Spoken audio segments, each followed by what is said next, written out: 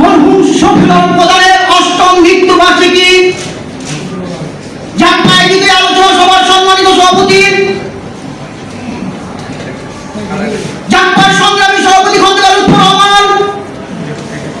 মঞ্চে উপস্থিত আছেন বিএনপির স্থায়ী কমিটির অন্যতম সদস্য শ্রমিক নেতা জনাব নজরুল ইসলাম খান, মঞ্চে উপস্থিত আছেন যাত্রা এবং সংগ্রাম জোটের শীর্ষ নেতৃবৃন্দ, সাংবাদিক ভাইরা, আমার প্রাণপ্রিয় সাথী ভাইরা, আপনাদের প্রতি আমার সংগ্রামী আসসালামু আলাইকুম। সংগ্রামী সাথী বন্ধুগণ, আপনারা জানেন হিন্দুস্তানি গোলাম